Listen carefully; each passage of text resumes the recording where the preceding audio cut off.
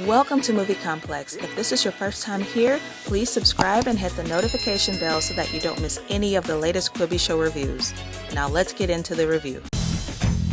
People don't understand, where the did American Apparel go? In the 2000s, you couldn't go anywhere without seeing an American Apparel ad or billboard. It was provocative stuff. It was just as creative and innovative as it was toxic. It went from the coolest place to work to... Dov Charney, founder of American Apparel, has been ousted.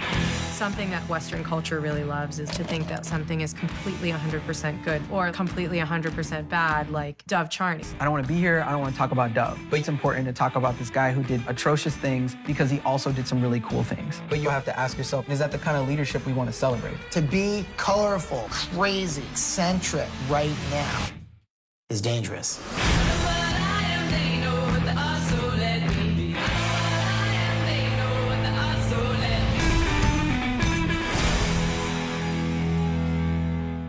When I was a teenager, I remembered seeing the American Apparel store in my local shopping mall. I went inside a few times, but I never really bought anything. The brand seemed very generic and safe, and at that point in my life, I was going through my I need to stand out and be unique phase. But there was no doubt in my mind that I knew the brand had a great reputation and was very popular, but I didn't know why. Jump to last week while I was watching The Last Look on Quibi, a documentary called The BigRad Wolf automatically played in my queue. The BigRad Wolf is a documentary about the rise and fall of American Apparel. Specifically, it shows viewers how Dov Charney created American Apparel, the oppositions he faced, and how greedy investors took the company from him. When the documentary begins, we meet Dov and his family. We learn that Dov has always had the mind of an entrepreneur. Dov is a hustler. He hustled his way from selling t-shirts to establishing the American Apparel brand. I love Dov's story. I love the grit and determination he had to be successful. I love his passion for clothing, making money hand over fist, and his dedication to socially progressive practices. Not everyone is perfect, sure. Dov had a few flaws, but his good ones far outweighed the bad ones. Dov yelled and screamed profanities at his employees, couldn't keep his hands to himself, had a terrible work-life balance, but he employed garment workers and gave them decent wages. He made his garments in America and didn't ship those jobs overseas. I feel like America just wasn't ready for Dov and American Apparel.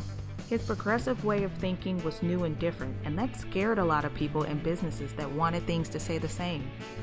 So scared businesses do what scared businesses do. Employ the government to shut down the progressive thinker and his finances. Between the immigration, sexual harassment charges, stocks falling because of all that, and people trying to take Dov's company, it was doomed to fail.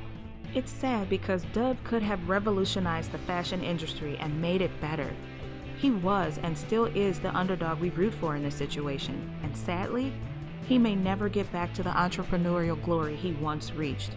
If I had known back then the types of things he supported and the ideals he had about running a company, I would have poured my support for him.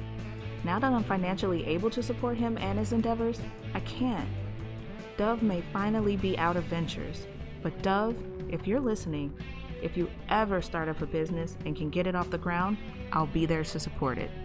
I give The BigRad Wolf a 9 out of 10. It was very informative, exciting, yet tragic. I learned a few things about business, hedge fund companies, and a little bit about politics, all in one documentary. Don't forget to like, subscribe, and hit the notification bell to get notified on new content. When do I post new content? Every Saturday.